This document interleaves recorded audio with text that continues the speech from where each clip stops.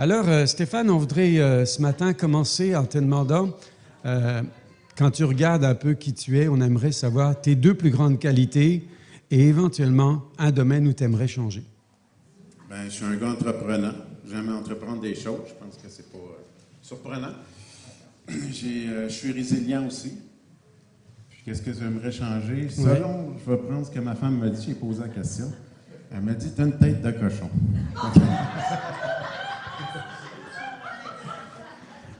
Si ma femme, après 35 ans, dit ça, ça doit être vrai. Ce qui est absolument phénoménal, c'est qu'elle a épousé une tête de cochon, qu'elle a tombé amoureuse d'une tête de cochon. Elle ne savait pas, d'accord. Okay. Alors, Stéphane, qu'est-ce que tu apprécies le plus chez un être humain? La bonté. Et qu'est-ce que tu apprécies le plus en toi? C'est la simplicité, la résilience. Ah, superbe. C'est l'heure de ta vengeance. Qu'est-ce que tu apprécies le plus chez ton époux? Tu admires le plus chez ton épouse? Magnifique photo. Dit que j'allais répondre à ça, mais je n'ai pas donné la réponse. Ben, Marie-André, elle a beaucoup de qualités que je n'ai pas, mais je pense qu'il y a quelque chose qu'elle a chez quand les gens qui côtoient Marie-André deviennent meilleurs. Elle a une influence positive auprès des gens. Ah, c'est une belle qualité, c'est magnifique. En tout cas, mariée depuis super longtemps maintenant, on ne va pas dire le nombre d'années aussi. Tu le sais? Tu sais ta date d'anniversaire de mariage? À peu près, hein? 35 ans. Super. Marie-André est spécialiste des dates, chacun son département. C'est ça. Félicitations à vous. Donc, 4 ou 5 enfants? 4 enfants. 4 enfants. 4 petits-enfants. 4 petits-enfants et une vie magnifique de foi. On va entendre le parcours. Actuellement, Stéphane est directeur de Mission Nouvelle Génération. On va entendre parler ce matin. Mais on va élargir ça un petit peu au parcours de toute sa vie, pas seulement ce qui se passe à Mission Nouvelle Génération. Et alors, si on voulait être curieux, imagine qu'on regarde au travers du trou de la serrure et qu'on voudrait découvrir une chose étonnante à ton sujet, une chose qu'on ne sait pas. Ce serait quoi? Bien, il y a peut-être plusieurs choses étonnantes. Ceux qui me connaissent, évidemment, le savent, mais moi, j'ai tendance à donner des surnoms aux gens. C'est des surnoms qui se modifient aussi au fil du temps dans ma famille. Par exemple, mes petits-enfants, je les appelle mes petites grenouilles. Mais il y a une histoire cocasse avec ça. Moi, quand j'y repense, je ris encore. À un moment donné, quand j'étais à l'époque du Club de l'Arche, on avait fait une rencontre, on était tous en rond, on était une quinzaine. C'était un temps de prière. À cette époque-là, tous mes surnoms, c'était influencé par la mode romaine. Tu sais, comme Marcus, tout finissait en us. Fait que j'appelais tout le monde, je finissais leur nom en us, sans réfléchir. Fait qu'à un moment donné, on était en groupe, puis il y a une de mes collègues de travail qui s'appelait Rosanne. Fait que je dis Rosanus. Là, sur le coup, j'ai réalisé qu'est-ce que j'ai dit là. Là, il y a une madame, elle dit « Est-ce que dit Rosanus? » Le fou rire, là, le fou rire. Je suis retourné en auto, puis je riais de ça, j'ai dit « Ça n'a pas de bon sens. » En tout cas, bref, des fois, c'est ça, je me mets un pied dans la bouche des fois. Ah, c'est drôle, c'est drôle. C'est drôle. J'ai bien hâte que tu me dises, pas devant tout le monde, mais quel est le surnom que tu me donnes. Je serais curieux d'entendre ça. Si tu écrivais un livre sur ta vie, ce serait quoi le titre? C'est une question embêtante. J'ai réfléchi beaucoup, mais ils m'ont dit que c'est impossible. C'est pourquoi je l'ai fait. Ah, c'est bon ça. Bravo. Oui, on peut applaudir. C'est une belle parole de foi. Et puis, pour commander le livre, vous allez voir Caroline à la fin. Mais quand même... Disons, je pense qu'il n'y a pas un mois que quelqu'un me dit pas tu devrais écrire justement un livre. Je vais t'aider, si tu veux. Merci. On va faire ça avec plaisir. Avec plaisir. Mais j'ai quand même une question. Je me dis, quand je vous vois, est-ce qu'à un moment donné de votre vie, vous avez été voisin avec la famille Ingalls? Je me demande... Non, ça, c'est au village d'antan à Drummondville. Là, on a une photo reconstituée d'époque. Mais oui, on aime bien la nature. Là. On aime bien les choses anciennes, les maisons, les chemises carottées. Ah, tout à fait, hein, ça faisait ça. C'est pour ça que j'ai dit, eux, c'était la petite maison de la prairie et vous, c'est l'auberge Sac au dos. Mais on va comprendre On va comprendre ça, la famille Sakodo. Donc, ce qui va nous aider dans notre parcours ce matin, c'est que chaque fois qu'on va voir cette image-là, on va avancer dans les différents chapitres de cette entrevue. Et donc, Monsieur Sakodo, on va commencer en te demandant, est-ce que tu pourrais nous amener dans ton enfance, nous amener dans le climat, nous décrire à quoi ça ressemblait à ce moment-là? Bon, moi, quand j'étais plus jeune, tout petit, mes parents, mon père était alcoolique. Donc, jusqu'à l'âge de 4 ans, j'ai vécu avec lui, avec évidemment, ma mère, mon père. Puis, comme mon père était alcoolique, il était violent. Donc, il nous battait à la maison. Donc, ma mère me dit, je m'en souviens plus, j'avais 4 ans, mais elle m'a dit, j'ai décidé de partir parce que il t'avait tellement battu, j'avais un bleu qui partait du genou jusqu'en haut de la colonne. Et là, il a dit, ma mère, elle a dit, si on s'en va pas de la maison la prochaine fois, il va te tuer. Donc, elle a quitté. Fait que j'ai pas revu mon père jusqu'à l'âge de 14 ans. Je l'ai vu sporadiquement, mais encore là, c'est un alcoolique chronique. Je fais une petite parenthèse au niveau de mon père. J'ai l'impression qu'il faut que je parle de ça. Vas-y.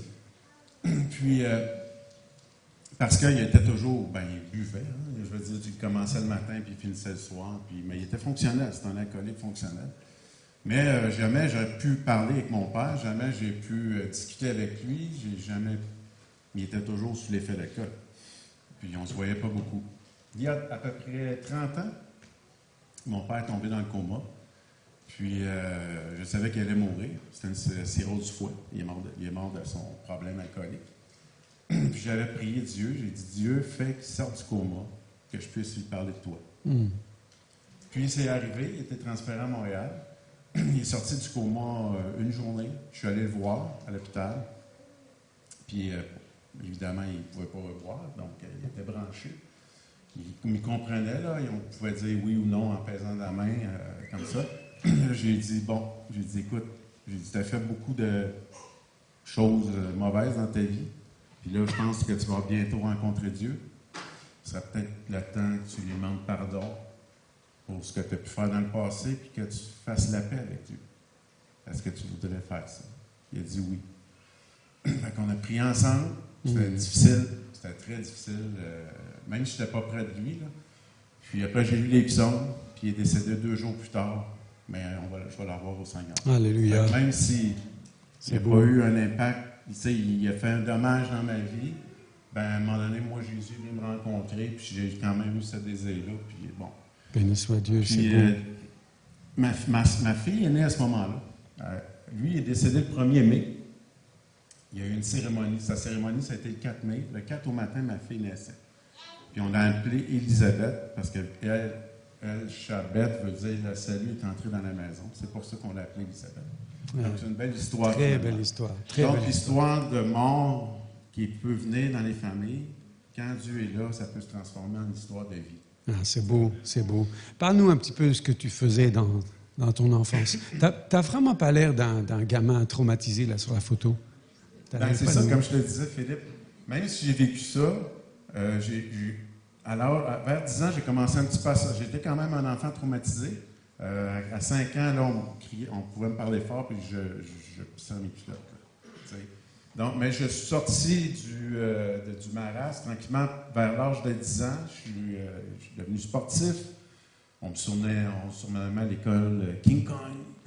Donc, j'ai fait beaucoup. Le sport m'a aidé à sortir la tête de l'eau, parce que c'était valorisant pour moi. Ah oui. Puis, je m'épanouissais. J'étais dans les scouts aussi. Et j'ai commencé à développer des qualités, je dirais, de leadership. Autant dans le sport que chez les scouts, les moniteurs me demandaient d'être le chef de mon unité, le chef de mon équipe. Puis j'avais du succès. J'étais la meilleure unité. Mes équipes de sport gagnaient. Donc, je m'épanouissais. Si bien que rendu ado, j'étais plus cet enfant-là traumatisé. J'étais quand même bien engagé. Je n'ai pas consommé de drogue, de boisson. J'étais un jeune, j'étais populaire auprès des filles. Fait que, tu dis, bon, j'avais tout, j'étais pas... ça allait bien, quoi. Ouais, c'est superbe, c'est superbe. Du coup, cette belle résilience que tu as manifestée, sortant d'un contexte de petite enfance difficile. Si tu fais le point un peu sur qu'est-ce que papa comme maman t'ont transmis comme valeur, avec quel bagage t'es ressorti de cette famille-là? Ben, ma mère, elle a eu un copain, c'était beaucoup le travail. Il travaillait fort. Puis nous aussi, même enfant, il fallait qu'on travaille à la maison, qu'on collabore, tendre de gazon, faire la vaisselle, etc. Même mon beau-père était maçon. Il fallait que j'aille même à 12 ans sur les chantiers, faire le ciment, aider à transporter des brouettes de ciment. Le monde pensait que je faisais pitié. Là. 12 ans, transporter des brouettes de ciment, c'est lourd. Oui. C'était lourd, mais c'était ça qui était inculqué. On ne se plaignait pas. À cette époque-là, se plaindre, on ne faisait pas ça. Ça n'existait pas. Et alors toi, quand tu avais ton adolescence ou après tes 12 ans, quand tu pensais à qu'est-ce que tu allais faire de ta vie, est-ce que parfois tu pensais à Dieu? C'était comment quand tu imaginais ta vie plus tard? Ben, plus jeune, c'est sûr, avec le scoutisme, j'ai développé vraiment l'amour du plein air, de l'aventure, de la nature, tout ce qui est exploration. Fait que je m'imaginais vraiment travailler en forêt, garde forestier, vraiment dans la nature, ou guide de plein air, ce que mon garçon est devenu. Devenu guide professionnel de plein air. Ou Marie-André, la garde de parc. Donc, tout le monde autour de moi a fait ce que moi j'avais voulu faire. J'aimerais que tu nous parles de cette diapositive-là. Je crois que tu as fait une tournée en Europe, tu réfléchis un peu sur le sens de la vie à ce moment-là, ou qu'est-ce que tu veux faire? Comme je racontais la dernière fois que je suis venu ici, bon, Dieu, à la maison, on ne parlait pas de Dieu. On ne parlait pas de Dieu, on ne priait pas, on ne lisait pas la Bible, on allait à l'église à Noël, c'était traditionnel, la messe de 10 heures ou de minuit, c'était tout. Donc, moi, j'ai connu un peu Jésus à travers Jésus de Nazareth à la télévision. Puis, je trouvais ça super. Je voyais ce que je voyais de Jésus, je trouvais ça, wow. Moi, je me disais, moi, j'aurais voulu suivre ce gars-là. Tu sais, je me souviens, enfant, des fois, on se met dans le film, moi, j'aurais suivi ce gars-là. Puis, j'ai décidé de ramasser mon argent pour aller faire un voyage en Europe. Puis, comme je te racontais, en faisant du pouce pour aller à Montréal travailler, j'ai dit à Dieu, envoie-moi un livre. Puis, finalement, la femme qui m'embarque me dit, c'est Dieu qui m'envoie te parler. J'ai eu un électrochoc. Je me suis posé la question, est-ce que c'est vraiment possible que Dieu existe? Suite à ça, j'ai fait ce voyage-là, en fait, 3 mois en Europe sur le pouce. Oui, il y a eu beaucoup de réflexions parce que, on était sur le bord de la route, puis il y avait beaucoup de temps de parler à Dieu. Donc, c'est ça. En revenant de ce voyage-là, il y a eu, je ne sais pas si c'est ta prochaine. Oui, c'est ça. En revenant de ce voyage-là, j'ai rencontré une jeune fille à Sainte-Julie. Je ne sais pas s'il y en a peut-être qui vont s'en souvenir, c'était la famille Arbour. Bon, on chantait de la musique un peu country, là, je dirais chrétienne à l'époque. On allait à la même école, puis bref, c'était une chrétienne. Je ne connaissais pas ça. Moi, les chrétiens protestants, je ne connaissais pas les distinctions de quoi que ce soit. Mais évidemment, très ouvert à Dieu. Suite à ça, pendant la période de Noël, on a organisé une expédition avec 3 autres amis dans le parc du Mont-Tremblant en ski de fond. Gros sac à dos. On partait 3 jours en voyage, puis on s'est fait apporter au début du parc pour notre voyage. C'est une tempête de neige. Puis on n'était pas expérimenté du tout. On avait 17 ans. 17 ans. Donc on est parti dans la tempête de neige, il faisait moins 15, puis à un moment donné, il y a une intersection. On ne savait pas à ce moment-là, la mauvaise intersection. Puis on continue dans la piste. C'est pas tracé, là. On a de la neige jusqu'aux genoux avec nos gros sacs à dos. Puis là, c'est la période la plus courte de l'année. Il arrive 3 heures, il fait noir. J'ai les pieds complètement gelés. Là, on n'est pas arrivé. On devait aller au refuge. On n'arrive pas au refuge, on ne sait pas trop où ce qu'on est. Puis là, la panique commence un petit peu à s'emparer du groupe. Qu'est-ce qu'on fait? Fait que j'ai dit aux 3 gars en arrière avec moi, j'ai dit, les gars, je pars en avant, je vais aller chercher des secours. Fait que là, ça va pas bien. Fait que je pars en ski, puis à un moment donné, je ne sens plus du tout mes pieds, c'est 2 blocs de glace. Puis là, je commence à faire vraiment noir. J'ai dit, tu peux pas continuer comme ça. Je vois, tu sais, on voit rien, là. C'est de la neige. Je tombe sur le côté dans la neige. Puis je me souviens, là, j'ai pensé que peut-être j'allais crever là. J'ai dit à Dieu, là, si tu existes pour de vrai, sors-nous de là. Fait que les gars sont venus me rejoindre, je les ai attendus, puis j'ai dit aux gars, là, les gars, on ne peut pas continuer pendant la nuit comme ça. On n'avait pas de tente, même pas de hache pour couper le bois. Donc, je dis, les gars, on est obligés de s'installer dans le bois, puis on va être obligés de coucher dans le bois, puis de se faire un feu, puis attendre le jour. Là, il y a un gars, pendant ce temps-là, il a paralysé dans la neige, exténué, il ne pouvait plus bouger. Il y en a un autre qui s'est mis à trembler en état d'hypothermie. En tout cas, on a fait un feu, ça a pris avec pas de hache, ça a pris 1 heure à faire le feu. Toute la nuit, on a veillé sur le bord du feu. Celui en hypothermie, on l'a stabilisé. Puis le lendemain, évidemment, c'était pas fini. On est sorti de la forêt. On s'en est sorti. Puis, parce que là, il y avait encore 2 jours d'expédition à faire. J'avais des morceaux de peau qui ont arraché tellement ils étaient brûlés. Je pense à 2 heures, j'avais le pied gelé. Je me frappais le pied sur le mur, je chantais rien. Puis, on s'en est sorti. On s'en est sorti. Puis, évidemment, j'ai oublié ce que j'ai dit à Dieu. Un de mes amis m'a invité puis je traînais toujours un petit Nouveau Testament rouge avec moi. Dans mon voyage en Europe, partout, j'avais écrit mon nom dedans pour dire je crois en Jésus. Je traînais comme un genre de porte-bonheur. Puis je me fais inviter à voir un film par un ami, un gars chrétien, à son église. Puis là, le film commence. Puis c'est l'histoire d'un gars qui s'en va dans le bois, qui manque de mourir gelé dans la neige, puis qui sort un Nouveau Testament rouge. Là, j'ai dit, hey, j'ai un droit d'auteur là-dessus, c'est quoi ça? J'ai dit, c'est mon histoire qui est. Là, réellement, écoute, Dieu me poursuivait. Je ne peux pas dire qu'est-ce que je peux dire d'autre. Donc, ça c'était pendant le temps de Noël, au mois de décembre. Et donc, le 3 mars, je m'en souviens, 3 mars, à la bibliothèque de Sainte-Julie, je suis invité. Quelqu'un annonce l'Évangile, demande si. Je veux donner ma vie à Jésus. Puis j'ai dit, écoute, je pense que oui, là. Oui. Puis là, j'ai vraiment, physiquement, dans mes émotions, tout ça, vraiment senti que... Tu sais, je croyais en Dieu avant, mais là, j'ai vraiment su comme sa présence. Puis ma vie, même si j'étais pas, comme on dit, le témoignage du gars drogué, non, j'avais rien de ça. Mais toute ma façon de voir la vie, mon avenir, mes aspirations, tout a changé. Je pense que le soir même, j'ai appelé tous mes meilleurs amis. Je leur ai dit, les gars, je viens de rencontrer Jésus. Alléluia. Ils m'ont dit, il est fou. il a gelé dans le cerveau, dans le bois. Magnifique. Superbe. Alors justement, maintenant qu'à ce moment-là, 3 mars, quelle année? Tu te rappelles? J'avais 17 ans. J'en ai 56. 56. 35, 36. Combien? 84. 3 mars 84, donc là, tu te donnes au Seigneur. Puis, ce qui va aussi nous intéresser, c'est de savoir comment, à ce moment-là, Jésus donc, devient une priorité dans ta vie, mais comment ta vocation de vouloir travailler dans la mission, que ta vie soit utile aux autres, comment c'est venu? Le premier pasteur que j'ai eu, on était dans un sous-sol d'une maison à Sainte-Julie. Le pasteur, c'était Peter Foggin.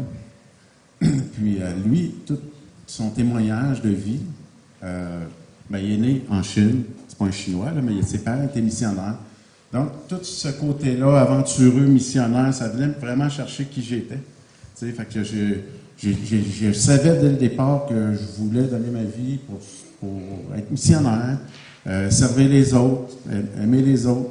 Puis c'était clair que c'est ce que je voulais faire de ma vie. Donc, je ne voulais plus être garde forestier. Ouais. C'était fini, c'est ça. Changement de vocation. Et tu as trouvé une partenaire en route pour partir en mission à ce moment-là. Un beau mariage, une belle jeune fille, puis là, typiquement la famille missionnaire qui est candidate. Je me rappelle, tu parlais de faux départ en mission. Tu peux nous rappeler ça? C'est ça, on était tout jeunes, on s'est mariés, j'avais 21 ans, Marie-André 22. Puis l'église où on était, on a dit, on aimerait être missionnaire. Puis pour moi, missionnaire, c'était pas au Québec. C'est pas une mission au Québec, ça marche pas. Il faut aller en Afrique, n'importe où, mais pas au Québec. Donc, j'ai dit à l'église, j'aimerais ça partir, on aimerait ça partir. Puis l'église, elle a ouvert, elle a dit, OK, on va faire des démarches. Et finalement, ça a été les Zaïre. Donc, on a rempli toutes les formalités. On s'en allait partir aux Zaïre. On avait, ça, c'est la petite photo missionnaire qu'on met sur le frigidaire. Hein, je sais pas si ça vous dit quelque chose. Puis en arrière, on prie pour la famille. Ça ressemble à c'était un petit peu ça. 2 semaines avant le départ, on avait le billet d'avion d'acheter, tout était prêt, j'étais sur le point de lâcher mon emploi. On partait 2 ans, approvisionner des hôpitaux en brousse puis des écoles, pas loin du Rwanda. Mais la guerre a éclaté dans le pays. J'ai reçu à cette époque-là un fax. Puis le fax disait « Vous ne partez plus, tous les ressortissants étrangers quittent le pays. Donc, la mission, c'est fini. » Donc, je me souviens que Marie-André, ça a été un peu un électrochoc qui a été super bon pour nous. Parce que ce choc-là, ça nous a fait poser cette question. Est-ce que vraiment Dieu nous a demandé d'aller aux Zaïre? Et la réponse était pas vraiment. Et là, on a dit à Dieu, à partir de maintenant, on va aller partout où tu veux qu'on aille. Mais dis-nous où tu veux qu'on aille. C'est-à-dire, l'Église, par la suite, a voulu nous envoyer en Haïti. Mais on a dit non, Dieu ne nous a pas montré qu'il fallait en Haïti. Ils ont voulu nous envoyer au Rwanda, au Burundi. Mais on a dit non, on ne croit pas que... Parce que là, on s'est dit, on va écouter instinctivement ce que Dieu, comme je vous ai parlé il y a quelques mois, instinctivement ce que Dieu a pour nous. Ça a pris 2 ans avant que, finalement, un matin, j'entende la voix de Dieu qui me dise « Mais pourquoi pas le Népal? » Et donc, le Népal, ceux qui ne savent pas, c'est entre la Chine et l'Inde. C'est l'Himalaya, c'est les plus grosses montagnes au monde. Puis, sur le coup, j'ai pensé que c'était... Je m'imaginais un rêve, parce que comme aimant le plein air et les montagnes, je me suis fait moi-même un auto-voyage dans l'Himalaya, tu sais. Donc, j'ai gardé ça pour moi, j'en ai pas parlé à personne, mais à partir de ce moment-là, j'étais vraiment harcelé. Je voyais le Népal partout, j'avais cette pensée-là qui me harcelait jusqu'à ce qu'à un moment donné, dans mon bureau, j'étais en train de dîner, les 2 pieds sur le bureau, comme ça. J'étais en train de lire un livre et là, je vois une phrase qui dit « C'est vraiment à moi, Dieu, qui t'a parlé, qui veut t'envoyer là-bas. » Mais en lisant ça, je ressens une émotion comme c'est difficile d'exprimer, un genre de feu qui me tombait dessus. Tellement que j'ai enlevé mes pieds sur mon bureau, tu sais, au moins. Puis, je suis allé dans un entrepôt prier, puis j'ai dit « Wow, c'est vrai, Seigneur. » Puis, finalement, il a vraiment confirmé, Marie-André et tout, il nous a guidés d'une façon hyper précise. Je ne vais pas rentrer dans les détails, mais je suis allé au Népal 1 mois avec mon sac à dos. J'ai été accueilli là-bas par la seule mission que je connaissais à l'époque, c'était Jeunesse Samsia. J'ai été accueilli, mais je ne voulais pas rester avec eux. Moi, je me suis dit, je ne suis pas pour rester dans une base, je suis là pour explorer le pays. Donc, après 2 jours, ils m'ont expliqué comment marche le pays. J'ai pris mon sac à dos et j'ai marché seul, sans guide, sans porteur, pendant 3 semaines dans l'Himalaya, dans les montagnes. Après 2 semaines... j'ai demandé à Dieu, mais qu'est-ce que je fais là au juste? Je ne savais pas qu'est-ce que je faisais là. J'étais convaincu qu'il fallait que j'aille là. Mais pourquoi? Mais c'est là que Dieu m'a dit, tu vas aimer les enfants. Puis une nouvelle génération, le nom de mission Nouvelle Génération vient de là. Une nouvelle génération va venir à moi. Tu sais, on voit ici, ça c'est moi avec un enfant, il y avait plein d'enfants, il y avait tellement de pauvreté, c'était vraiment fou. C'est que je suis revenu avec ça dans mon cœur. J'ai cru que Dieu voulait qu'on fonde un orphelinat au Népal, mais finalement, non. Finalement, c'était jusque là-bas que tu devais aller, à Montréal. Finalement, le Seigneur m'a dit, regarde, je t'ai envoyé à l'autre bout du monde pour te faire comprendre qu'il faut que tu restes au Québec. Les mystères de Dieu sont mais que tu restes au Québec comme missionnaire. C'est surtout ça. C'est le cœur qui doit être missionnaire. Ouais. Et alors, qu'est-ce qui s'est passé à ce moment-là? On a fondé un programme qui s'appelait le Club de l'Arche. Il y en a certains qui ont connu ça. Il y en a qui ont travaillé au Club de l'Arche. Ça a commencé tranquillement dans un quartier à Saint-Henri à Montréal où on rejoignait les enfants, on leur amenait l'Évangile. Donc, ça a duré 15 ans, cette aventure-là. Puis, à la fin du 15 ans, c'était devenu mon travail à temps plein parce que tout ça, c'était bénévole. Hein? Moi, j'avais un travail séculier, puis le soir, je partais, puis on allait dans les parcs, on rejoignait les enfants, on faisait des visites à domicile, on priait avec eux, on chantait avec eux, on les amenait dans les camps d'été. Puis les 5 dernières années, j'étais à Mission Bon Accueil comme directeur du service d'aide à l'enfance, qui, comme poursuit, dans le fond, ce ministère-là, mais à plein temps. Et là, évidemment, ça a pris une ampleur où on a rejoint jusqu'à 15 000 enfants par année. 15 000 enfants. Oui, j'avais 200 bénévoles partout dans les quartiers, une dizaine de quartiers à Montréal. C'était... c'est drôle parce que c'était pas... Quand Mission Bon Accueil, moi, je n'ai jamais appliqué chez Mission Bon Accueil. Ils sont venus me chercher, ils m'ont dit « on veut t'engager ». Puis à cette époque-là, je ne voulais même pas y aller. Ça n'allait pas bien, c'était une période difficile, c'était un creux spirituel.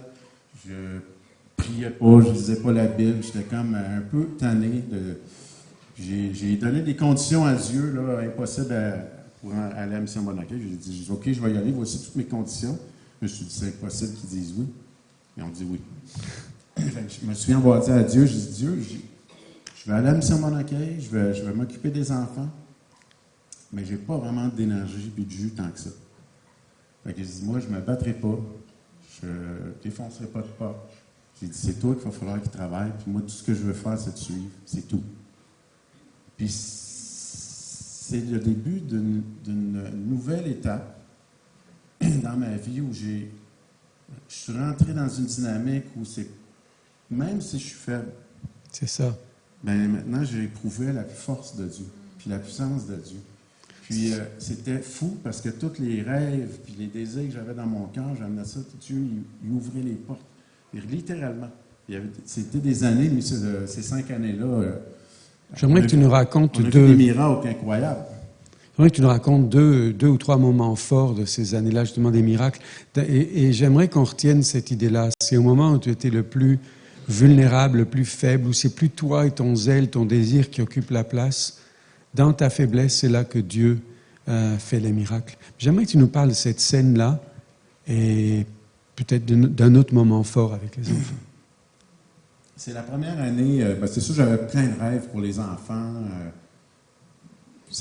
J'avais un des rêves que j'avais, c'était de rassembler tous les quartiers défavorisés de Montréal, puis des enfants qui sont c'est pas des enfants qui vont à l'église, c'est pas des enfants chrétiens, là, ou des parents chrétiens, c'est même des enfants souvent délinquants, c'est des enfants durs, abandonnés, maltraités. Puis de les rassembler à Noël, parce que Noël, bon, c'est un bel événement pour les enfants aussi, hein, il y a des cadeaux. Donc on les rassemblait tous, puis on achetait des cadeaux, puis en même temps, vu que c'est Noël, ben, c'était la belle occasion d'amener l'Évangile. Puis, donc, on organisait un événement où on inscrivait les enfants, les familles. Il y avait 500-600, la première Noël, 5 à 600 personnes qui se sont inscrites. On avait des cadeaux, on avait l'équipe, on avait un band de musique qui jouait de la musique pour les enfants. C'était hyper dynamique. Mais, vous voyez quel genre de fou que je suis un peu. On n'avait pas de local.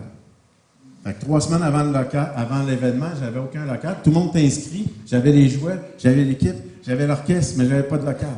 Puis là, le monde disait, mais voyons, là, tu fais tout en envers. Je dis, tu prends un local, puis après, oui, mais moi, je me suis dit, c'est pas grave. J'ai dit, les familles sont là, on va trouver le local, Dieu va envoyer le local. Donc, 2 semaines avant, c'était Gospel Vie, finalement, qui m'a offert son église. Et on a fait l'événement, on a appelé toutes les familles. Finalement, ça va être telle adresse, allez là, allez là, allez là. Puis ça a été rempli.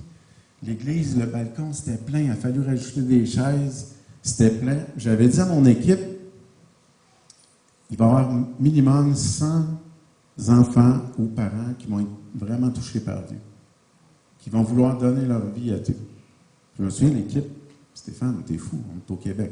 Qu'est-ce que tu fais?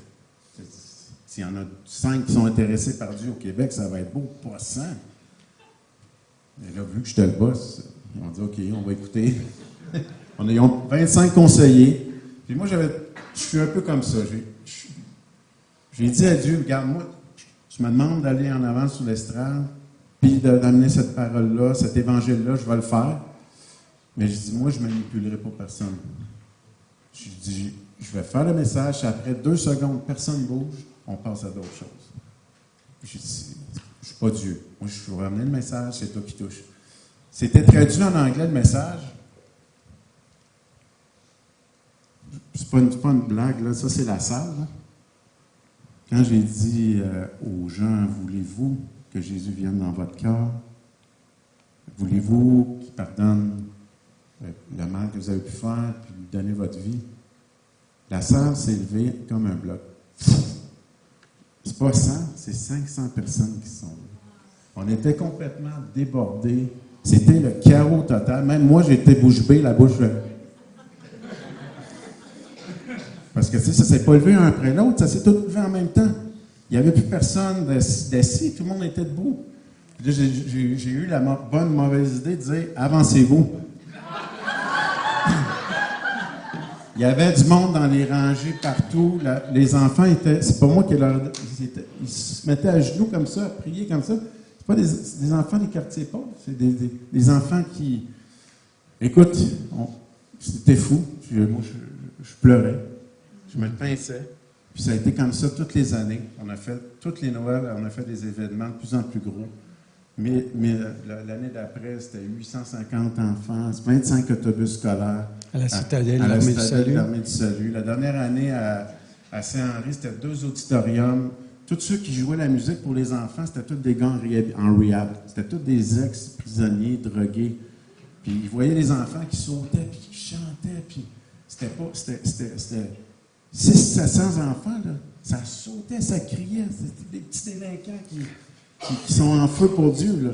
Les gars du band, là, ils pleuraient comme des bébés. Ah, c'est magnifique. Magnifique. C'était vraiment fou. À Dieu toute la gloire pour ça. Et vraiment, Dieu fait des grandes choses. Et fait des grandes choses quand le cœur est humble et s'attend à lui. Ce que je remarque de ton histoire, Stéphane, c'est que, alors qu'on va suivre M. Sakodo et qu'on va parler de comment est née Mission Nouvelle Génération, au moment où Mission Nouvelle Génération est conçue dans ton cœur, encore une fois, tu es un peu dans une période sombre de ton cœur et le miracle va encore arriver dans une période de faiblesse et de vulnérabilité. Raconte-nous un peu le début de Mission Nouvelle Génération. Non. Il y avait un gars qui s'appelait Paul dans la Bible qui semblait dire que quand il est faible, c'est là que Dieu est fort. Oui, c'est ça. J'aime mieux mon histoire, je pense. Comment ça a débuté? Bon, écoute, ça allait super bien. Moi, je ne croyais jamais quitter Mission Bon Accueil. J'avais une vision de faire un programme pour les ados, pour les familles. Puis, à un moment donné, ça a été plus difficile. Il y a une nouvelle direction où c'était plus difficile. À un tel point où je me souviens avoir dit à Dieu, « Écoute, Dieu, je ne vois plus comment je peux rester à Mission Bon Accueil parce que le patron que j'ai m'empêche de suivre l'instinct puis ce que j'ai sur mon cœur, qui pour moi est de l'obéissance, il m'empêche d'aller de l'avant. Donc, je ne vois pas comment je peux rester là. » Puis Dieu m'avait dit, « Tu vas quitter, tu ne seras plus là. » Puis on était en vacances, c'était au mois d'août. J'allais dire, Marie-André, Dieu m'a montré que je ne serais plus à Mission Bon Accueil. Évidemment, c'était insécurisant à cette époque-là. Marie-André est à la maison, il y a 3 enfants, c'est mon travail, j'ai un salaire. Elle dit, ouais, mais là, il faut que Dieu confirme. Il dit, effectivement.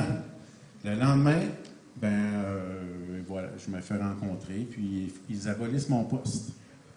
Donc, wow. Dieu confirme. Ouais. Je suis arrivé à la maison tôt, elle dit, t'es tôt aujourd'hui. J'ai dit, Dieu a confirmé. J'ai dit, j'ai plus de travail. Fait que c'était, même si Dieu me l'avait montré, c'était quand même très choquant. C'était parce que, tu sais, c'était mon cœur depuis 15 ans, travailler avec les enfants, dans les quartiers pauvres. Puis, c'était blessant. Fait que, ce qui s'est passé, c'est que 2 jours, à peu près, 1 ou 2 jours plus tard, à peu près 2 jours plus tard, il était minuit. Puis, j'étais couché. Puis, j'étais pas en train de jeûner, prier. J'étais en train de médire et étouffer mon ancien boss. Imposer les mains autour du cou. Au directeur, enfin au patron. Au patron. Oui. Au patron. Parce que, bon, la façon que ça s'était fait, c'était quand même blessant. Fait que c'est bien, je dis ça parce que on s'invente des patterns spirituels. Tu sais, des fois, il était dans le jeûne et la prière, et là, il y a eu un ange qui est apparu. Peut-être, mais pas moi. Moi, j'étais pas en train de prier, c'était pas joyeux. Mais je ne peux pas expliquer comment. À un moment donné, j'ai senti dans la pièce, dans la chambre, que Dieu était là. Même ça m'a surpris. Je ne l'ai pas vu, je ne l'ai pas entendu à ce moment-là, mais j'ai dit, oh, Dieu est dans la pièce. Je me suis levé, parce que je me suis dit, bon, il faut quand même que je me lève. C'est Dieu qui est là. Je suis allé dans le salon, puis on a eu une discussion qui a duré au moins 1 heure. Vraiment une discussion où on se parlait, mais non seulement on se parlait, j'étais tellement touché. Écoute, je pleurais, pas de peine d'être touché par Dieu, son amour. C'était quoi le contenu de cette discussion-là, en résumé? Vous parliez de quoi? Ben, Dieu m'a dit, tu vas continuer une mission. Puis il m'a expliqué que je vais travailler avec les pauvres, puis que j'allais devoir m'occuper d'eux. Puis moi, j'ai dit, oui, mais je suis seul dans mon salon, je suis sur le chômage. Comment je vais faire ça, une mission, moi? J'ai dit, inquiète-toi pas, je vais t'accompagner, je vais être avec toi. Et il t'a fait lâcher le coup du patron aussi? Ah là, je ne pensais plus lui. Mais c'est juste, tu sais, des fois, on est, pas des fois, on est humain. Tu sais, veut dire, on a envie des périodes difficiles, puis Dieu le sait, puis c'est normal. Tout à fait. Puis il comprend ça. Fait que c'est juste ça. Fait que c'est comme ça que l'idée de mission nouvelle, évidemment, je ne savais pas comment. Je n'avais aucune idée comme. Tu sais, comme aujourd'hui, on sait que c'est une banque alimentaire en général, mais à cette époque-là, je n'avais jamais fait ça, moi. Je ne savais pas du tout, j'avais aucune idée. Je n'avais même pas pensé faire une mission. Si Dieu ne m'avait pas demandé de faire une mission, je n'étais pas dans cet état d'esprit-là du tout. Et alors, comment ça a commencé pour que peu à peu vous fassiez toutes ces activités-là? Ben, l'année de chômage a conclu. J'ai passé toute mon année. Je pense que le premier projet que j'ai fait avant même de fonder la charte, c'était une expédition canot camping père et fils. C'est pour dire, ça n'a aucun rapport. Donc, puis ça a commencé après le chômage, au mois de septembre. Le chômage était fini. Il me restait à peu près 100 $ dans le compte de banque.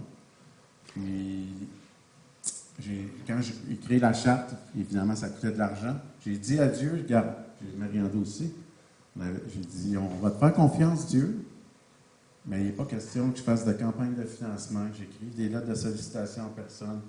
J'ai dit, je crois que si vraiment je n'ai pas halluciné, j'ai cru que j'hallucinais au début. Hein, j'ai demandé des preuves là, de ce que j'avais vécu. Là. Je ne suis pas parti comme ça.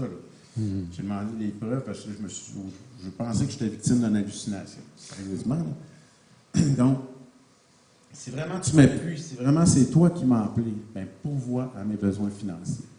J'ai dit, moi, je ne veux pas chercher ça, je ne veux pas courir après ça, je veux croire que tu vas t'occuper, dans un premier temps, il faut que j'ai quand même de l'argent pour faire vivre ma famille, mes enfants. Donc, j'ai 1 mois. Dans 1 mois, j'ai des comptes qui rentrent. J'ai 100 $. Si je ne suis pas capable de faire vivre ma famille, la mission vient de finir. Je me retourne sur le marché du travail. Je ne serai pas choqué, ça va être juste fini. Puis le mois a passé, puis l'argent rentré sans que je comprenne comment. Puis 2 mois, puis 3 mois. Sans sollicitation, sans... Oui. En fait, ça fait 15 ans cette année que Mission Nouvelle Génération existe. Jamais en 15 ans, on a fait de campagne de financement. On a sollicité qui que ce soit. J'ai personne sur le téléphone pour demander de l'argent. D'aucune façon. Et Dieu a toujours pourvu. On n'a jamais fini une année déficitaire. Même la première année où j'avais aucune source de revenus, j'avais budgété mon salaire. On a fini avec même un surplus, ce qui est comme un peu fou. Mais Dieu, je me l'apprends. Puis, tu sais, fonder un organisme, j'ai engagé des spécialistes. Ça a coûté plusieurs milliers de dollars. Dieu m'a dit, fais une fête pour les enfants. J'ai acheté 350 cadeaux flambant neufs. Tu sais, à l'époque, j'étais tout seul. J'étais dans le sol de l'église du Saint-Marc. Au début, j'étais seul. Là, les gens, ils disaient, ben, Stéphane, tes cadeaux, tu as eu un don de cadeaux. Je disais, non, Mission Nouvelle Génération, acheter des cadeaux. Là, c'est juste toi, Mission Nouvelle Génération, c'est toi qui as acheté des cadeaux. Je dis, oui. Non, mais tu n'as pas de salaire. Je dis, Dieu, ça fait 3 mois qu'il paye. Il s'arrange pour que je mange, que je nourrisse ma famille. Je pense qu'il est capable de payer pour des cadeaux pour les enfants pauvres.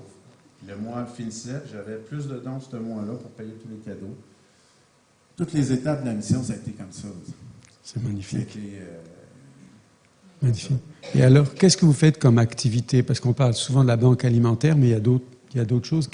Il y en a ici qui le savent, mais plein ne savent pas non plus. Qu'est-ce qu'on trouve à Mission Nouvelle Génération? À l'origine, moi, je pensais que ça allait continuer comme un ministère pour les enfants. Finalement, Dieu a vraiment guidé pour que ça devienne pas seulement, mais prioritairement une banque alimentaire. Mais tu sais, la banque alimentaire, ça a commencé comment? Une famille. C'est un membre de l'Église et d'une famille qui a faim. Qu'est-ce qu'on fait? Ben, j'ai dit, on va la nourrir. Puis après ça, 15 familles aux 2 semaines. Je prenais la remorque de mon voisin, puis j'allais chercher la nourriture, je mettais ça dans ça. Et aujourd'hui, ben, je parle juste le volet de la banque alimentaire. Aujourd'hui, c'est 130 tonnes de nourriture. On a 4 camions sur la route. Puis on a acquis un bâtiment de tout par la fois de 2,3 millions. Alors, je suis allé acheter ça, je n'avais pas un sou. Mais toutes les étapes de la mission, c'est littéralement des miracles. Où j'ai cru que, un peu comme on m'a souvent dit, mais t'es fou! Ben oui. Mais j'ai toujours cru que Dieu. Tu sais, les camions, avant, toutes les étapes, construire la banque alimentaire dans le sol de l'Église, ça coûtait 50 000 $. Tu sais, quand je te disais, au début, c'était le premier défi. Quand je suis allé voir l'Église, puis les membres de l'Église, parce qu'on avait fait ça dans le sous-sol, m'ont dit, j'ai dit, pouvez-vous m'aider, là? Ah non, on ne peut pas t'aider. Pouvez-vous me prêter de l'argent? Non. Va à la banque. Fait que j'ai dit à toute la gang, j'ai dit, non, Dieu va m'envoyer de l'argent. Là, tout le monde dit, mais voyons, là, tu commences la semaine prochaine, personne n'est au courant de ton projet, c'est quoi ton problème? Là, le pasteur dit, laissez-les faire, laissez-les faire. On a commencé, on a construit la banque alimentaire avec des bénévoles à chaque jour, il y avait des miracles incroyables qui se passaient. Après un mois, tout était construit. Là, il a fallu faire de l'électricité, faire de la plomberie, couler une dalle de béton, on construit des frigidaires commerciaux, des congélateurs. Tout était construit, tout était payé. Le monde n'en revenait pas, je capotais. Ça a continué comme ça, il y a eu des étapes. Tu sais, le camion, à un moment donné, j'ai un vieux camion, le moteur saute. Puis le moteur saute, 150 000 un camion. C'est de l'argent. Puis, encore là, la même chose, Dieu me dit, va en acheter un neuf. On va en acheter avec pas d'argent, un neuf, puis pendant que je vais le magasiner, il rentre 30 000 $ dedans. Encore là, je ne fais pas de thermomètre, je ne fais rien de ça. Puis, la grosse étape que j'ai suivie, ça a été la bâtisse.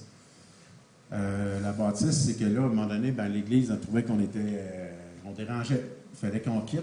On avait eu une date butoir où fallait qu'on déménage. Puis, ben, les gens, la réalité, c'est que même les gens en autorité dans l'Église me disaient, ben, tu ne seras jamais capable de déménager, tu n'as pas un sou. Humainement, cette personne-là a 100% raison. Mais moi, quand quelqu'un me dit ça, ça ne me décourage pas, même si c'est un pasteur qui me le dit. Moi, je m'en vais, je prends ça, c'est comme une balle, j'attrape la balle, puis là, je m'en vais voir Dieu, mon papa, et je dis, voici ce que un Télé2 me dit. Là. Il m'a dit que moi, je ne serais pas capable. Il ne serait pas capable parce que je n'ai pas d'argent. Mais j'ai dit, moi, Dieu, je vais te dire ce que moi, je crois de toi. Je crois que ma capacité ne dépend pas de mes talents personnels, ni de mon argent, mais de toi, qui est tout-puissant, qui est capable de faire toutes choses. Fait que je dis, moi, Dieu, là, je vais m'accrocher jusqu'à la dernière seconde en croyant que tu vas faire un miracle, puis qu'on va acheter un bâtiment, non pas selon ma capacité, mais selon la vision que j'ai. Puis la vision que j'avais, c'était 20 000 pieds carrés à Brossard, parmi la population. Ce bâtiment-là est à Brossard, en arrière du Mail Champlain, dans la population, il y a 25 000 pieds carrés. Il demandait 2,2 millions. Fait que quand le Seigneur m'a mis à cœur, je vous épargne des détails, là, il m'a mis à cœur d'aller acheter ça. La première fois, j'ai embarqué dans mon auto pour aller visiter la bâtisse. Je me suis dit, mon petit cerveau s'est dit, mais Stéphane, qu'est-ce que tu fais là? T'es fou, quoi? La gestion des pensées. J'ai pris cette pensée-là, j'ai garagé ça à la poubelle, j'ai dit non. J'ai dit, Dieu, je te fais confiance. J'ai dit, je crois que tu vas faire quelque chose. Je suis allé là. Oui, monsieur, je viens visiter, je suis intéressé à acheter. OK, ils me font visiter. Mais moi, je sais dans ma somme. Comment je vais faire ça? Faire une histoire courte, assez long. En juste ça, c'était toute une épopée. On a acheté le bâtiment 2,3 millions. J'ai reçu 630 000 $ en dons des 3 propriétaires qui étaient des Juifs, sans que je leur demande quoi que ce soit. Le reste a été financé, non pas par une banque, par des hommes d'affaires chrétiens en Ontario qui nous sont financés. Fait que c'est probablement un des plus grands miracles que j'ai assisté. Quel grand miracle! Que j'ai assisté. Les gens, après 5 ans d'existence seulement, ça faisait 5 ans que Mission Nouvelle Génération existait, on devenait propriétaire d'un bâtiment de plusieurs millions. À un tel point que les autres organismes communautaires autour disaient, mais vous êtes financé par la mafia. C'est pas normal. Puis là, il y en a un autre qui dit, il y a deux rumeurs. La mafia, puis la deuxième rumeur, la mafia haïtienne. Y a-t-il une mafia haïtienne qui existe? N'importe quoi. J'ai dit la prochaine fois, ça va être les extraterrestres. On va écouter cette vidéo de Noël 2023 qui nous parle de la situation actuelle, tout ce qui se fait. Mais juste avant, est-ce que toi, tu peux nous résumer aujourd'hui, c'est quoi les activités, combien de personnes dans le staff, combien de personnes sont touchées par tous les services de Mission Nouvelle Génération? On a la banque alimentaire, on a une boutique, on a un atelier vélo, on a eu un garage qu'on a maintenant arrêté. On sèche nos surplus alimentaires, on les déshydrate pour pouvoir nourrir maintenant, même dans les pays du tiers-monde. On est le seul organisme au Québec à nourrir non seulement localement, mais dans le monde. On envoie des produits déshydratés, séchés, avec protéines. On a un service de lunetterie, des camps d'été, des jardins. On est en train de travailler sur des projets d'antisterie maintenant, et même de cuisine. Donc, maintenant, on a 18 employés rémunérés. J'ai 400 bénévoles qui viennent à chaque année, dont plusieurs entreprises. On est évidemment reconnus après 15 ans par tous les paliers de gouvernement. Ils viennent tous nous voir, vous allez voir dans la vidéo. Dieu a vraiment permis qu'on prenne une place. On est une des plus grosses banques alimentaires au Québec en ce moment, littéralement. Super. Donc, en gros, pour l'instant, c'est ça. Magnifique. 2023 a été une année difficile financièrement pour bien des familles, bien des gens. Monter des taux hypothécaires, monter du panier d'épicerie, à peu près tout a monté. Mais heureusement qu'il existe encore des organismes comme Mission Nouvelle Génération qui, année après année, prennent soin des gens, offrent de la nourriture en abondance, semaine après semaine. C'est aujourd'hui la grande distribution de Noël et je vous amène à l'intérieur, voir l'envers du décor, voir la mobilisation de bénévoles qui est là, voir les gens qui peuvent recevoir ce panier de nourriture-là. Donc, let's go, venez-vous-en. Merci pour ton travail.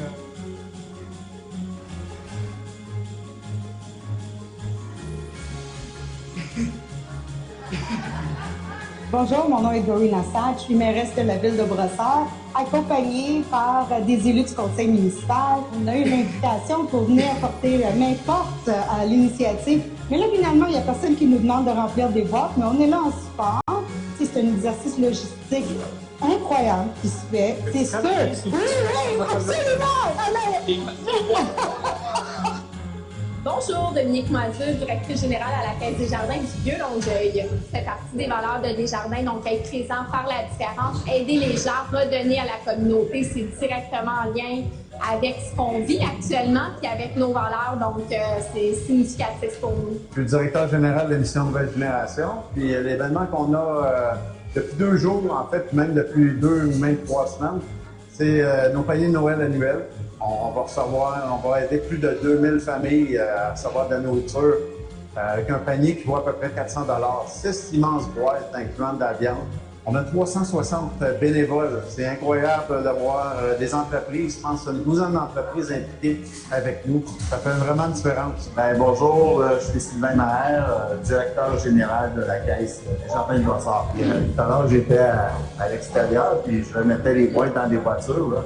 C'est là qu'on voit des gens. Hein. C'est là qu'on voit que les gens sont heureux, contents là, de pouvoir obtenir des denrées comme ça. Là. Ça va m'aider beaucoup. C'est très gentil. Merci beaucoup à tout le monde. C'est bien organisé, j'ai aimé beaucoup. Vous êtes très chaud au cœur dans tous les cas, je pense que c'est quelque chose. C'est un événement pour nous aussi, comme adhérents. Avec l'inflation maintenant, oui, vraiment, ça soulage énormément. Mon nom est Daniel Parisé, je suis directeur du centre de Boucherville, Sauvaise. Donc, Sauvaise donne à Mission Nouvelle Génération de façon quotidienne des fruits et légumes. C'est vraiment impressionnant, la quantité de personnes, de bénévoles qui travaillent ici, c'est vraiment super. Donc, je participe. Il y a quelques membres de mon équipe aussi qui participent aujourd'hui. Je suis chef de relève chez Sauvaise Boucherville. Mon nom c'est Arthur Augusto. Depuis 1 an, on connaît Mission Nouvelle Génération en province de Stéphane. Et ça nous a touché tellement. J'avais l'intention de faire quelque chose, d'amasser des jouets pour les enfants. C'est une initiative qui m'a toujours touché. Et on a amassé 300 jouets neufs pour les enfants. Donc pour nous, c'est une grande réussite. On est très fiers et on est très contents de tout ça. Caisse des jardins, la prairie. Ben, je trouve que c'est vraiment touchant, comme à chaque fois qu'on donne de notre temps, là, c'est vraiment, puis le temps des fêtes, c'est vraiment le meilleur temps pour donner de notre temps pour aider les autres. Travail à Sugy. On est 40 employés ici ce soir. C'est fun de venir ici. Puis on a très hâte. Ouais. C'est fun d'aider les gens, ça fait énormément plaisir, ça fait chaud. Puis on amène nos clients aussi. Il y a certaines années qu'on était capable d'amener nos clients avec nous, puis c'est encore on a du fun tous ensemble. Malgré tout ce qui se passe dans le monde, il y a encore de la bonté chez nous. Bonjour, mon nom est Francis Richard, je suis vice-président service à l'entreprise au RBC. C'est la première année, j'adore l'expérience, vraiment belle ambiance et une très bonne forme. Une bonne énergie, une bonne ambiance pour la belle tous, donc ce ne sera pas la dernière. Sébastien Martel pour Parkland. On est une gang ici de Parkland, environ une dizaine. Parkland, c'est une compagnie de pétrole, mais on est ici tous ensemble pour donner un bon coup de main à la mission. Ça fait plusieurs années qu'on est ici pour la mission. Bonjour, je m'appelle Isabelle Lemay, je suis directrice de l'audit interne chez Énergie. Ce sont des valeurs qu'on partage, puis on a la chance, on est privilégiés, on veut redonner à la société. Donc, Alexandra Mendez, je suis députée fédérale de Brossard-Saint-Lambert et je suis une fan, si vous voulez, de Mission Nouvelle Génération. Cet organisme vraiment travaille à la sécurité alimentaire de la population, d'abord et avant tout.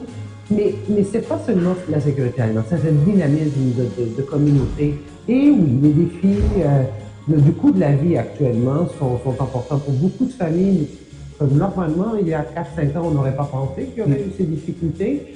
Mais l'approche aussi de qualité de Mission Nouvelle Génération, tout ce que vous trouvez dans les paniers est de très grande qualité. Et c'est tout à leur honneur, mais c'est aussi un ingrédient important pour la dignité des familles qui viennent ici.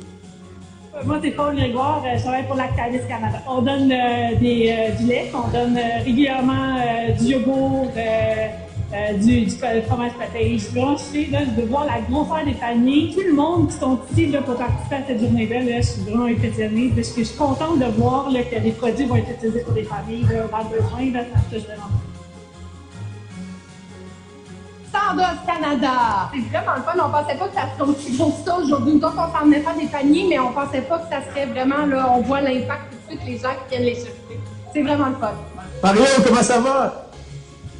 Ça va, là. Je suis Isabelle Poulet, députée de la circonscription de la Force à la santé nationale. Je pense que c'est important de soutenir l'organisme Mission Nouvelle Génération. Donc, il rayonne partout dans la communauté. C'est important de soutenir les familles dans le besoin.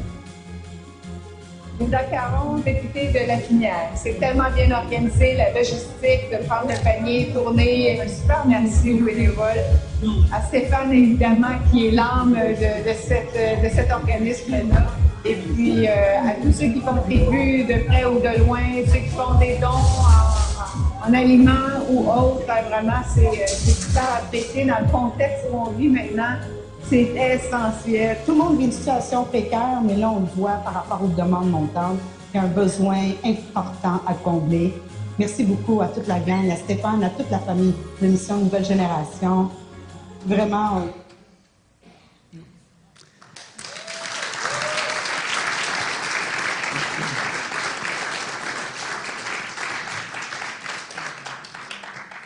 Magnifique, vas-y.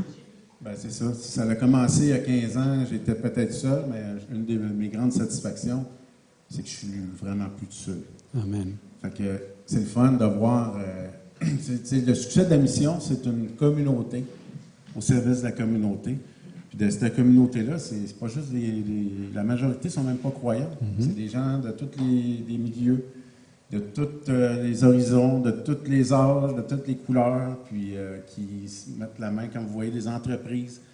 Comme je dis souvent, un événement comme ça, comme les paniers de Noël, c'est non seulement on nourrit les familles, on les bénit d'une façon extravagante, c'est ça ce qu'on veut faire, mais aussi, à toutes les fois qu'on a des entreprises ou des bénévoles qui viennent, on les influence à prendre soin du prochain. C'est vrai. On les influence à faire le bien. Puis c'est spirituel, ça. C'est spirituel. À toutes les fois qu'on aide son prochain, à toutes les fois qu'on aime l'autre, ben, on fait ce que Jésus nous a demandé. Tout à fait. Et peu à peu, ça change la culture. Donc, béni soit Dieu.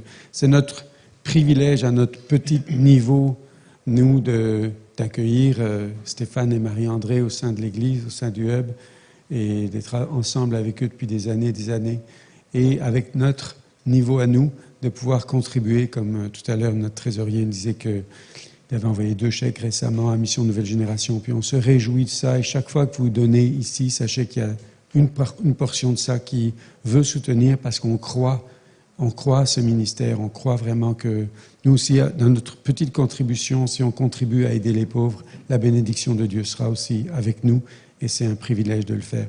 Ces dernières années, Stéphane, on sait qu'il y a sans arrêt des nouvelles histoires, nouveaux développements, donc on sent qu'il y a une faveur divine, que c'est pas, comme tu le dis beaucoup, c'est pas juste le travail de vos mains.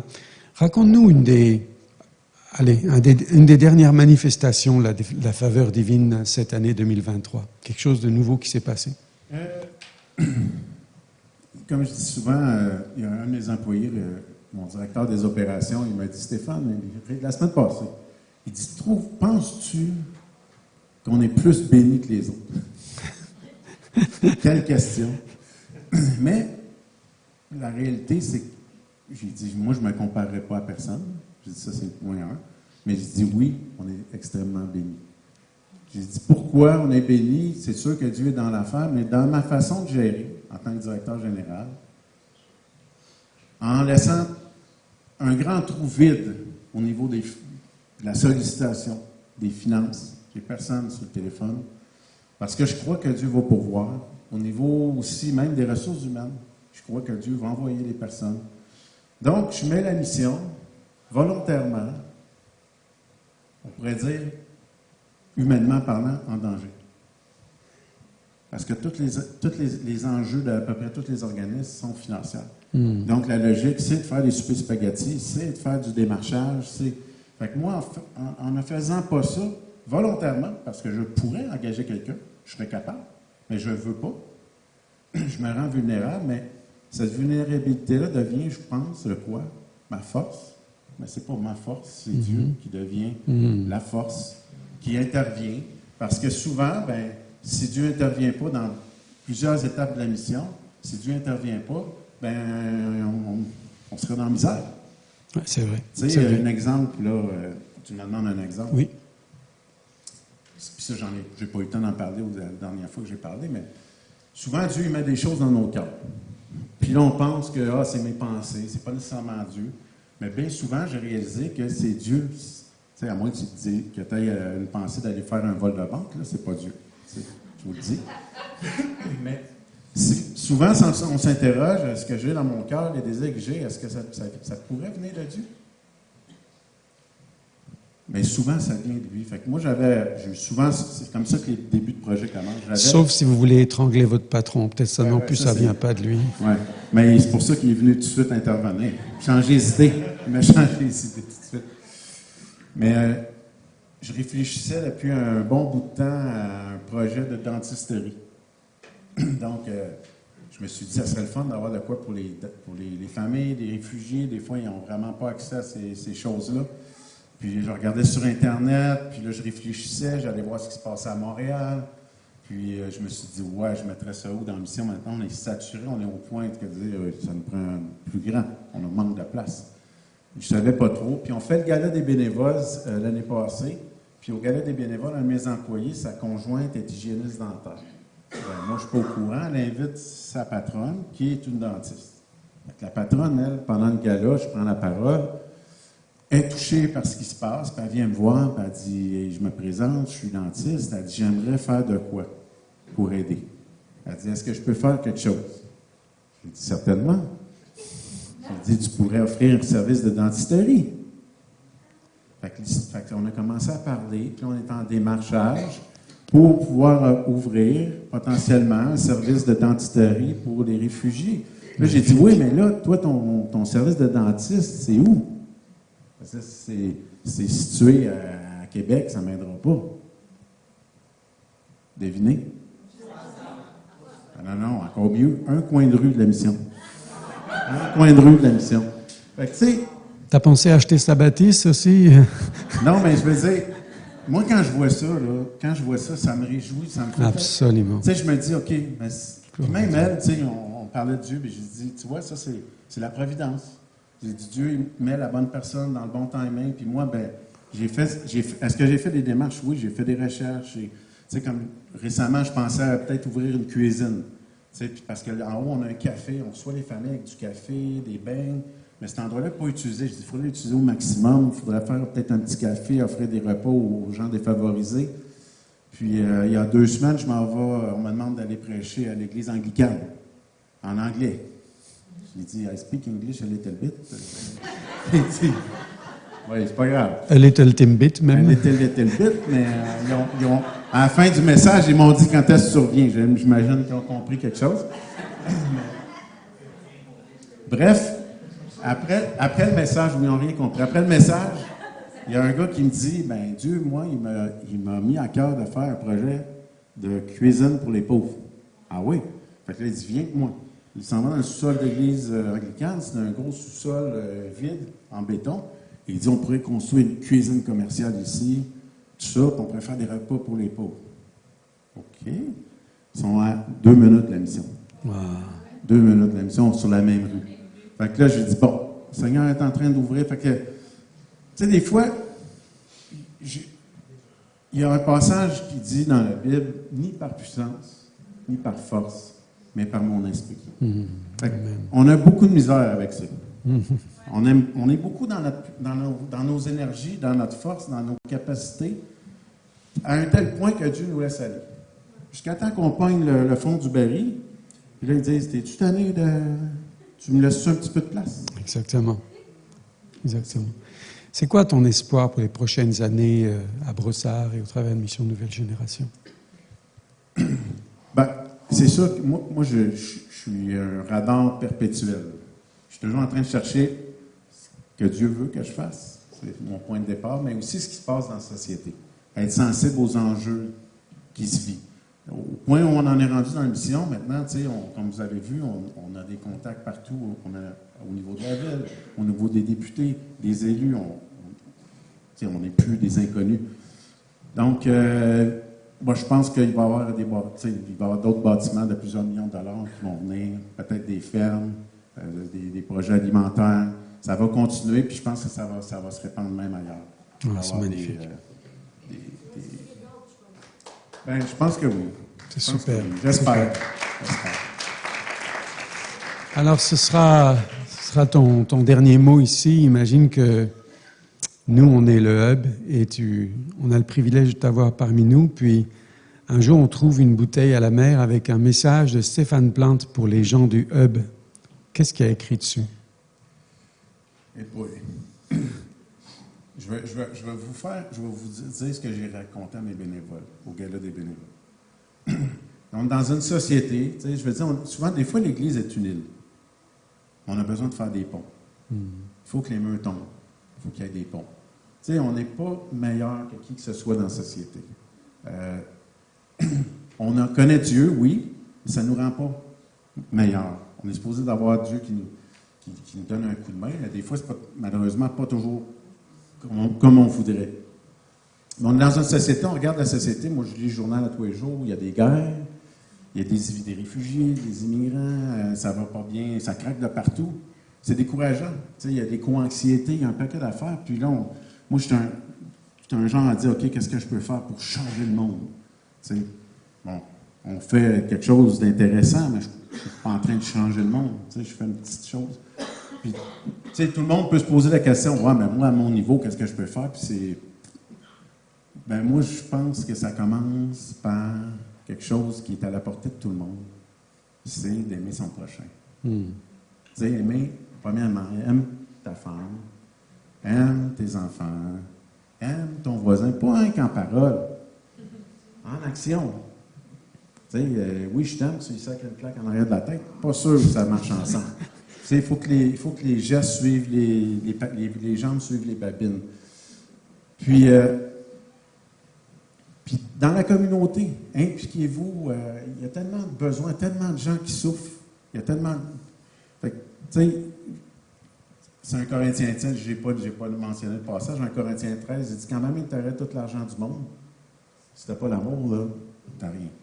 Puis quand même, tu aurais tous les dons spirituels, puis tu suives tous les cours d'église que tu veux. Si tu n'as pas l'amour, ça ne va absolument rien. Tu aurais beau avoir toute la puissance du monde, toute l'autorité. Hein? Si tu n'as pas l'amour, ça ne sert absolument à rien. Donc, aimez votre prochain. Enlevez les murs, enlevez les barrières, puis commencez à agir, puis ayez, comment je pourrais dire, on est souvent des chrétiens évangéliques, hein, on veut amener le message. Mais je dis, veuillez plutôt être le message. Saint François d'Assise, il dit, faites tout en votre pouvoir pour prêcher l'Évangile. Si nécessaire, ouvrez la bouche. Soyez le message. Puis si vous êtes le message, ils vont vous dire, mais pourquoi tu fais ça? Pourquoi tu agis comme ça? Là, ouvrez la bouche. Parce qu'ils vous ont donné la permission de l'ouvrir. Parce que vous l'avez gagné. On est rendu de même, je pense, au Québec. C'est vrai.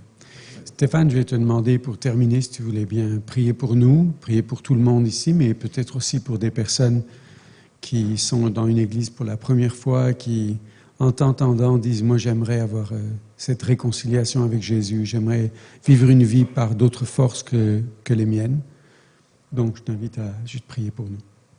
OK. Bien, prions. S'il y en a qui veulent avoir un petit peu de ce Jésus-là dans votre cœur, je vous demanderai rien d'autre, pas de vous lever, pas de vous avancer, mais peut-être juste parler à Dieu et dire « Oui, Jésus, j'aimerais bien t'inviter dans mon cœur, puis que tu m'aides dans le cheminement où je suis. » Fait que Jésus, je veux t'inviter à venir me rencontrer maintenant dans les défis que j'ai, dans mes difficultés, que je te prie de donner ton amour, de me donner ta paix, de pardonner peut-être les erreurs que j'ai pu commettre dans le passé.